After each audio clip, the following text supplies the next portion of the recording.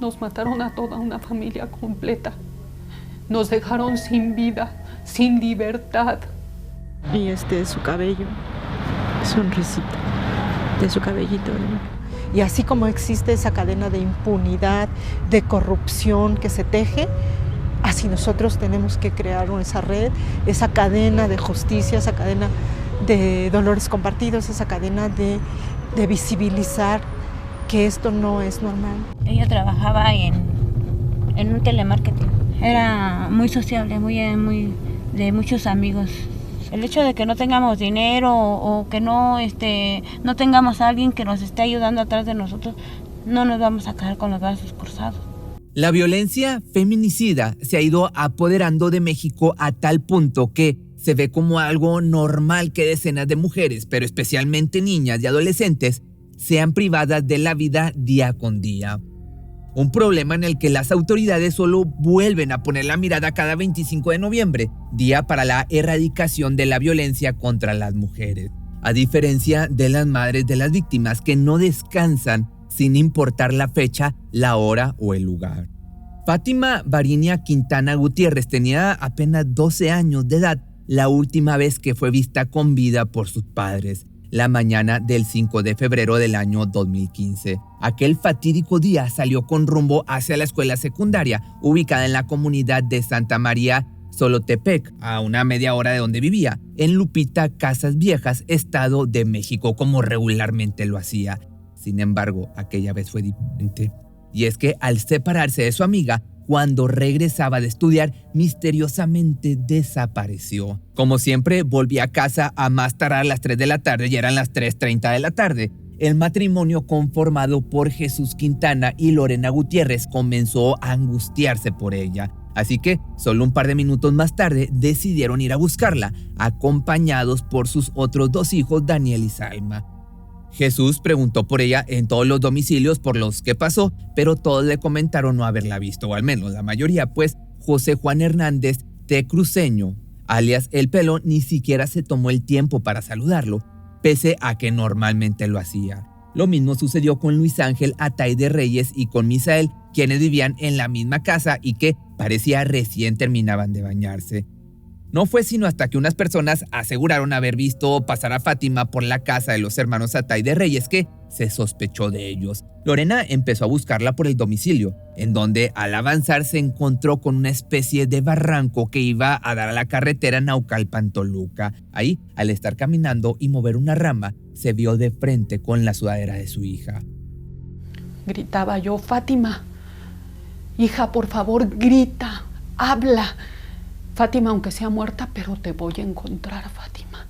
Y me eché a correr, gritando que sí, porque a la hora que yo agarré la sudadera y la levanté, todo lo beche estaba manchado de sangre. Después, la señora Gutiérrez se regresó a la casa de los hermanos Atay de Reyes, en donde vio que uno de ellos, Luis Ángel, solo portaba un pantalón y chanclas. Muy sospechosamente, trató de hablar con él, pero aún más extrañamente salió corriendo. En su lugar se encontró con Misael, el cual iba saliendo y al que le aventó la mochila de Fátima, lo que daba a entender que era casi un hecho que los tres sabían con exactitud en dónde estaba el adolescente.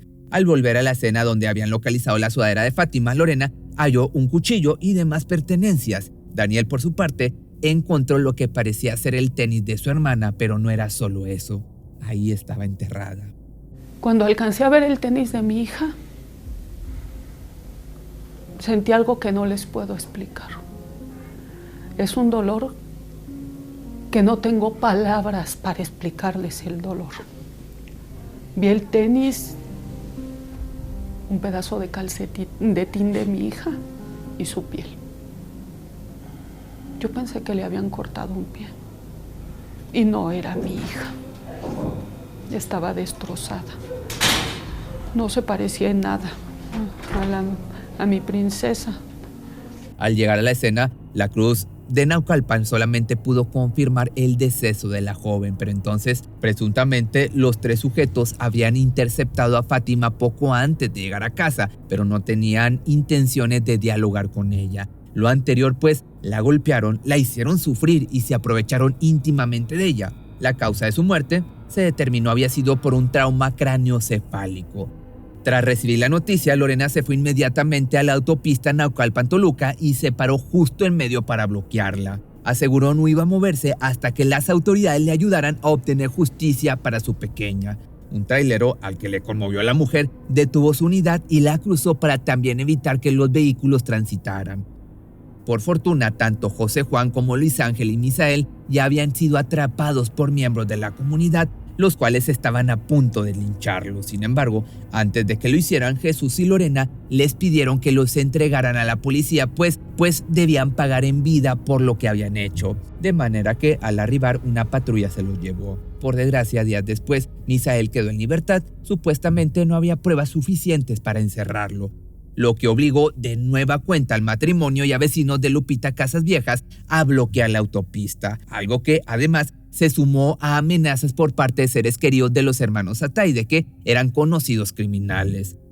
No fue sino hasta el 8 de julio del año 2017 que finalmente se dictó la sentencia a José Juan Hernández Tecruceño como cadena perpetua, mientras que a Luis Ángel Ataide Reyes se le condenó a 73 años tras las rejas. No así sucedió con Misael, quien, por ser menor de edad al momento de los hechos, fue dejado en libertad para mayo del 2022.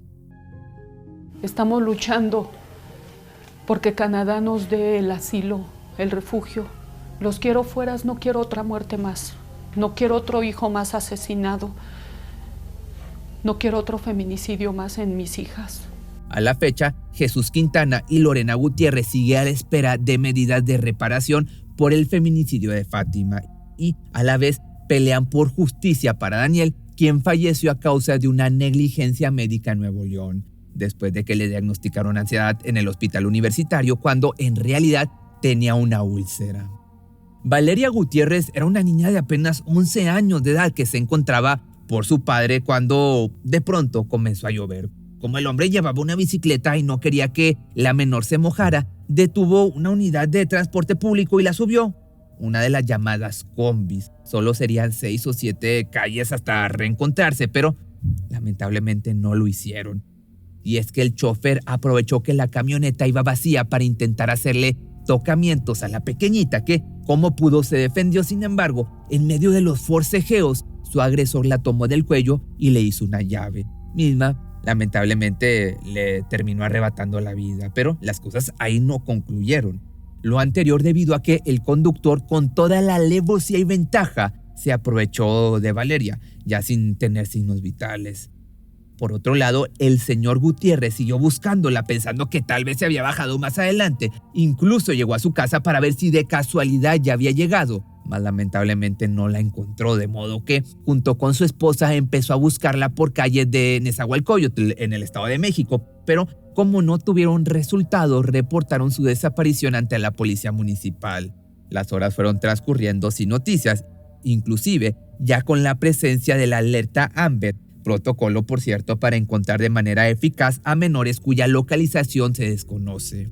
Unos policías en el distrito me dijeron que a lo mejor era posible que se había ido con su novio. Entonces yo le dije que tiene solamente 11 años. Fue casi un día después de su desaparición que el Comando C4 emitió un reporte en el que aseguraba se había localizado el cuerpo de la menor al interior de la camioneta que había abordado. Además, también se halló su mochila, ropa y pertenencias de su agresor, como por ejemplo un desarmador. Nos subimos a la camioneta de mi cuñada, iban mis 2 cuñadas.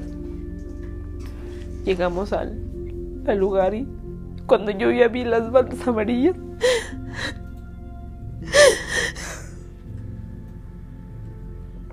ahí se acabó todo. De manera que se inició con la investigación para dar con el responsable de este atroz acto. Gracias al vehículo se interrogó a diversos choferes que señalaron un mismo nombre, que era José Octavio.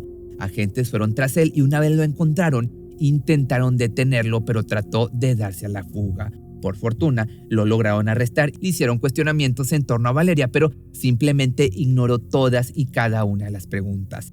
Prefirió callar, así que se le llevó al Centro Preventivo y de Readaptación Social de Nezabordo. Mas cuando estaba a punto de ser interrogado de nueva cuenta, se le localizó en su celda colgado.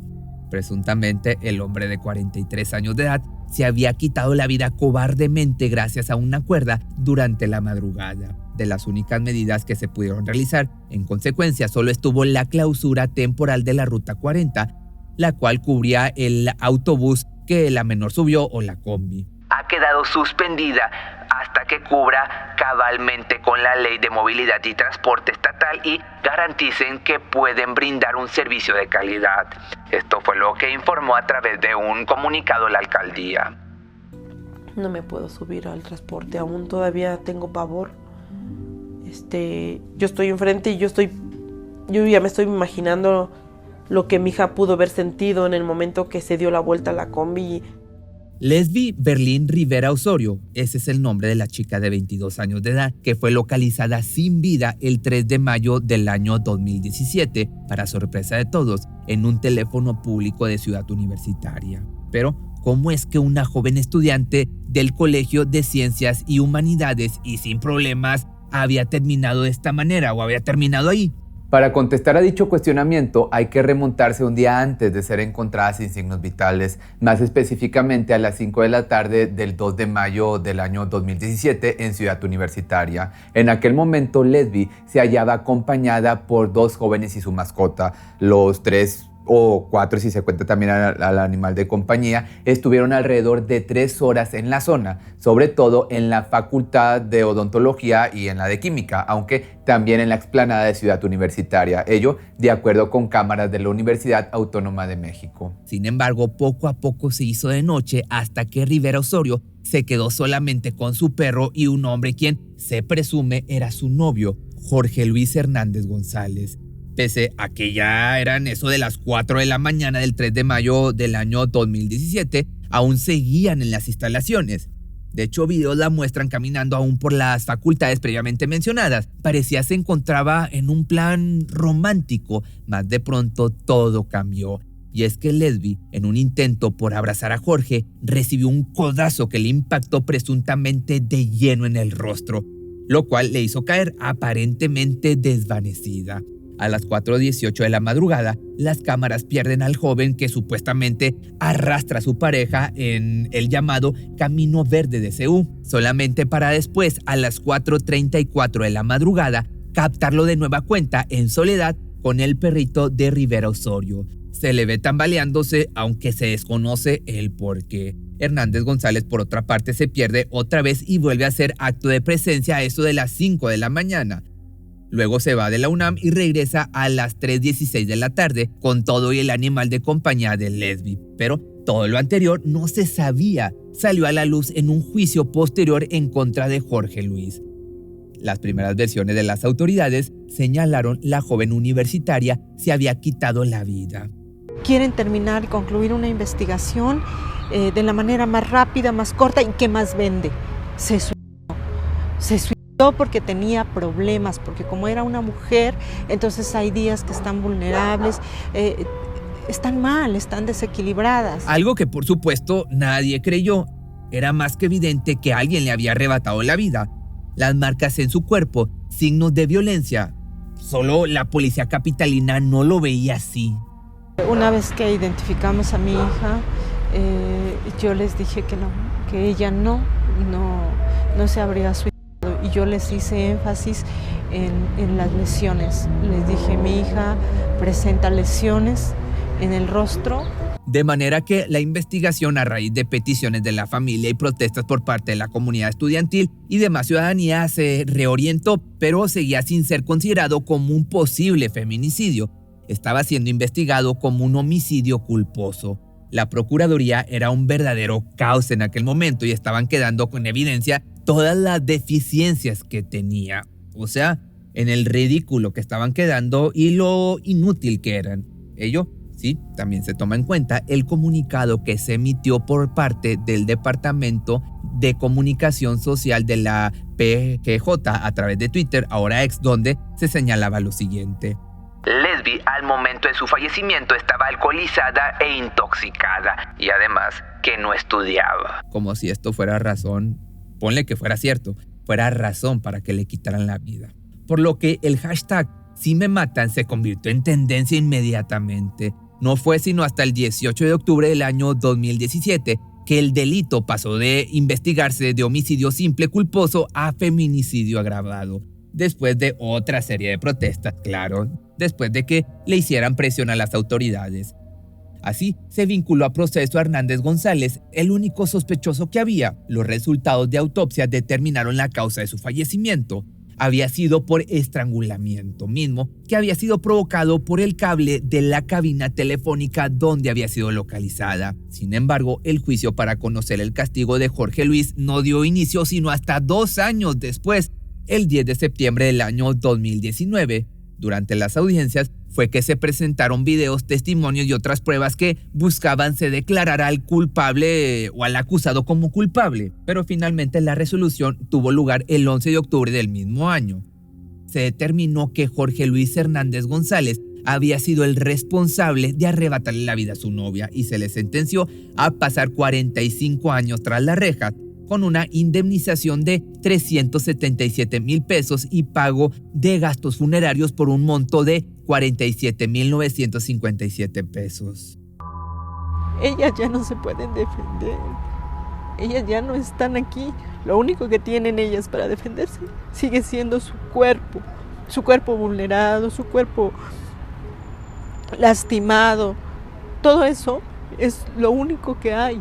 Aunque la condena fue apelada por la familia Rivera Osorio y el Ministerio Público de la Subprocuraduría de Procesos, y de los 45 años que se le habían dado inicialmente, se incrementó el castigo a 52 años y 6 meses de cárcel. Sabemos que nuestras hijas no van a volver, que no las vamos a volver a tener. Pero coincidimos en que nuestras hijas, su forma de defenderse es a través de sus cuerpos lastimados. Que eso es algo que no debemos perder de vista, que lastima, que nos duele, pero que finalmente es la única manera en que ellas ya tienen de defenderse. Transcurría el mes de septiembre del año 2017 cuando, en una habitación del Hotel Novo Coapa, fue localizado el cuerpo sin vida de Victoria Pamela Salas Martínez, una joven de 23 años de edad.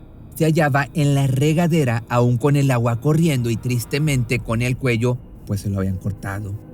El principal sospechoso no era nadie más que su novio, Mario Sainz, quien era un reconocido skate de la Ciudad de México. ¿Por qué se sospechaba de él? La pregunta, pues bueno, ello pues días previos había estado con él festejando su cumpleaños. Primero habían hecho un viaje juntos a Coyoc, en el estado de Morelos. Ahí habían estado divirtiéndose solamente para después volver a la Ciudad de México. De hecho, el registro de las actividades, por así llamarlo, lo tenía Consuelo Martínez, madre de Pamela y quien se había estado comunicando con ella por mensajes de texto todo el tiempo que había estado afuera.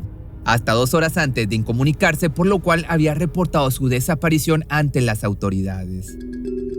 Fueron unos judiciales a buscarnos. Que a mi hija la habían matado. Así no lo dijo tal cual. No nos dijo, pues otra cosa, solamente nos dijo que a mi hija la habían matado. Sin embargo, pese a que en un inicio se interrogó a Mario sobre el feminicidio de su novia, este señaló que no se había comunicado con ella ni la había visto desde su regreso a la capital del país. Aseguró que no sabía el por qué se encontraba en el hotel ubicado en Tlalpan y que no estaba involucrado de ninguna forma posible. Incluso para tratar de convencer a las autoridades, se dio cita en el velorio de Salas Martínez, donde fue abordado de nueva cuenta por elementos de la ley y el orden. La coartada que tenía, según él, es que el día de los trágicos hechos había acudido al cumpleaños de un amigo. En el trayecto, según contó, se le habían ponchado 4 llantas. Y, para hacer aún más creíble todo, fue a levantar una denuncia, de manera que, como no se tenían pruebas que lo inculparan o que lo incriminaran y lo retuvieran en prisión, se dejó en libertad. Eso sí, no fue sino hasta que se realizó el examen médico forense al cuerpo de la víctima que se encontraron restos de ADN de Sainz debajo de sus uñas, lo que daba a entender que había tratado de defenderse de él, antes, claro, de que le quitara la vida brutalmente. Pero no solo se encontró eso, también al estar revisando las cámaras de seguridad del hotel, se identificó al sospechoso entrando y saliendo acompañado de Victoria. algo que lo ponía todavía más en el ojo del huracán, ya que, como te mencioné anteriormente, había comentado que no la había visto y que se localizaba en otro lugar. Al conocer lo anterior y que la policía lo estuviera buscando de nueva cuenta para interrogarlo, Mario reaccionó con un video en redes sociales. Dije y di toda la evidencia de que yo no había estado con Victoria. Yo ni siquiera sabía ni qué había sucedido. Posteriormente me enteré que la habían asesinado en un hotel, donde dijeron que yo había entrado. Yo jamás he entrado. Se le estuvo tratando de localizar, pero nada más no se dio con él. Ello, pues, había huido y presuntamente se estaba escondiendo. Tuvo que pasar cerca de 1 año y medio para que se volvieran a tener noticias acerca de Mario. Y eso fue porque tomó la decisión de entregarse voluntariamente ante las autoridades capitalinas. No creas que por la eficiencia de la policía, no, para nada. Más concretamente lo hizo el 30 de marzo del año 2019. De manera que así se cumplió la orden de aprehensión que se tenía en su contra y fue trasladado al reclusorio norte. ¿Qué fue lo que dijeron de ella? ¿Y qué fue lo que más le dolió a usted? Que mi hija era una drogadicta, que mi hija consumía estupefacientes y que se dedicaba a vender droga.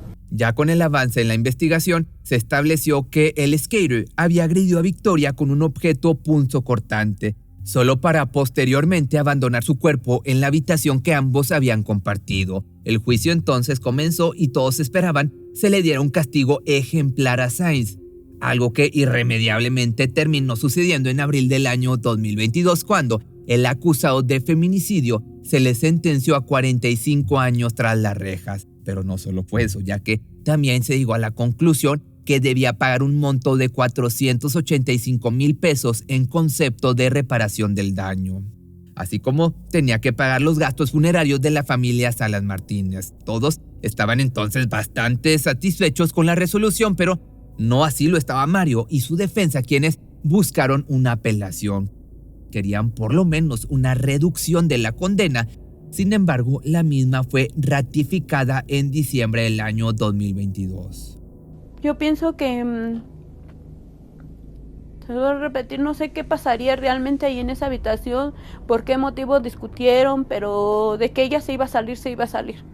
Porque por lo que nos han ido diciendo las autoridades, a mi hija le cortó el cuello, la privó de la vida, ya estando fuera de, casi para salir de la habitación. Hasta la fecha sigue sin conocerse realmente lo que sucedió en la habitación del hotel donde se hallaba Victoria y Mario y cuál fue el detonante para que el skater decidiera terminar con la vida de la chica. Así como estos casos, lamentablemente hay cientos, y no hablando de una manera figurativa, sino literal, más específicamente alrededor de 3,000 cada año, de acuerdo a cifras proporcionadas por el gobierno. Tristemente, solo el 24% son considerados como feminicidios, ya que muchos no entran en el término por diversos requisitos. Aunque se teme el número sea más grande, pues, según organizaciones de madres buscadoras, no se suben los datos adecuadamente. Pero aquí la pregunta es, ¿será falta de políticas públicas o de asignar recursos en el presupuesto? Pues pudiera ser, probablemente sea lo que falte, pero también el problema se debe erradicar de raíz y eso es desde la educación, no solo en la escuela, sino en casa. Y es que este fenómeno de violencia contra la mujer puede afectar toda la vida, provocando tolerancia, normalización y hasta reproducción en cuanto a conductas. Se estima que entre 10 y 11 mujeres son asesinadas al día en México, con una tasa de impunidad del 95%, pues solo 1 de cada 10 mujeres se atreve a denunciar a su agresor. Pero ya me manifesté, estamos en contra del feminicidio, estamos haciendo cosas todos los días para garantizar la paz y la tranquilidad. No estoy metiendo la cabeza en la arena, no estoy evadiendo mi responsabilidad. Si te gustan este tipo de temas, ahora los jueves puedes encontrar el nuevo podcast que hago con mi compañero Edson. En Muchos Más Misterios, así lo encuentras en Facebook, en YouTube y en todas las plataformas de audio.